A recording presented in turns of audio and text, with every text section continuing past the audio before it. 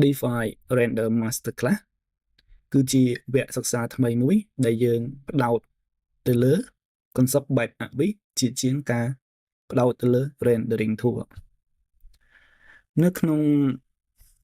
DeFi Render Masterclass យើង cover ទៅលើ8ចំណុចធំៗទី1 introduction ទី2 optimization ទី3 rendering workflow ទី4 rendering structure ទី5 rendering exterior ទី6 rendering interior ទី7តកតងជាមួយនឹង animation និងទី8គឺ video editing នៅក្នុង video editing គឺយើងនឹងប្រើប្រាស់ជាមួយនឹង DaVinci Resolve តកតងទាំងចំណុចប្រមាណដែលយើងឃើញនៅក្នុង content នេះគឺយើងផ្ដោតទៅលើ feature ជាលក្ខណៈ free version របស់ DeFi Render ចំណែកឯ pro version ខ្ញុំនឹងព្យាយាម add វាទៅតាមអាចថាចុងក្រោយមេរៀនថាបានតែជា idea អ្វីដែលយើងនៅធ្វើនៅលើនេះជាមួយនឹង free version ហើយយើងនឹង create rendering របស់យើងបានល្អតាមនឹងនៅក្នុងមេរៀន DeFi Render របស់យើងនេះដូចដែលខ្ញុំបានបញ្ជាក់មុនហ្នឹងគឺវាជាលក្ខណៈ Avis Scope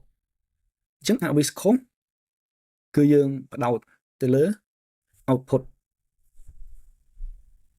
ជាជាងការប្រើប្រាស់ជាមួយនឹង tool ទាំងអស់របស់កម្មវិធីរបស់វាអញ្ចឹងលក្ខខណ្ឌនេះគឺយើងរៀនគិតបែបជា artist អញ្ចឹងនៅក្នុងការ create rendering មួយដែលល្អគឺយើងអត់ចាំបាច់ទៅការចេះប្រើប្រាស់ tool របស់កម្មវិធីទាំងអស់ទេគឺយើងប្រើប្រាស់ជាមួយនឹង tool necessary tool ដែលសំខាន់ណាស់ដែលអាចយើងយកមកប្រើដើម្បី create rendering របស់យើងបានល្អអញ្ចឹងនេះគឺជា main structure នៅក្នុង code របស់យើងត្រូវដឹង Vigo នៃ code របស់យើងបែបហ្នឹងសិនទី1ជា Avis code អញ្ចឹងគឺផ្ដោតទៅលើ concept Avis យើង sync ជាលក្ខណៈ artist ហើយយើងនឹង cover ជាមួយនឹង tool សំខាន់មួយចំនួនដែលជួយយើងដើម្បី create rendering របស់យើងបានល្អជាងមុនហើយចំពោះជាលក្ខណៈ detail លម្អិតរវាង tool មួយយើងកុំបារម្ភនៅក្នុងលក្ខខណ្ឌនេះគឺខ្ញុំ separate វាទៅលើ YouTube ដែលយើងអាចចូលទៅស្វែងយល់បន្ថែមជាមួយនឹងមុខងារ tool របស់ DeFi Render អញ្ចឹងនៅលើនេះគឺខ្ញុំបានលម្អិតសឹងតែទាំងអស់ហើយជាមួយនឹងមុខងារ tool ដែលយើងប្រើនៅក្នុង DeFi ដែលអាចជួយឲ្យយើង speed up ការងាររបស់យើងបានហើយនឹងអាចមានបន្ថែមមេរៀនធ្វើនឹងប្រមាណចំណុចទៀតនៅក្នុងនេះ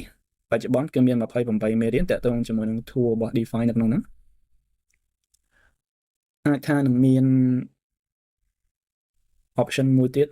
គឺ animation លក្ខណៈ facing animation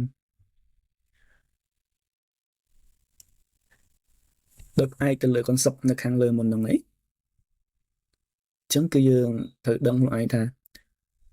ការ render របស់យើងជាមួយនឹង Avis គឺយើងអត់ផ្ដោតតែនៅលើ realism ទេគឺយើងធ្វើម៉េចបញ្ចូល concept Avis ដោយយើងពឹងផ្អែកទៅលើ method របស់ photography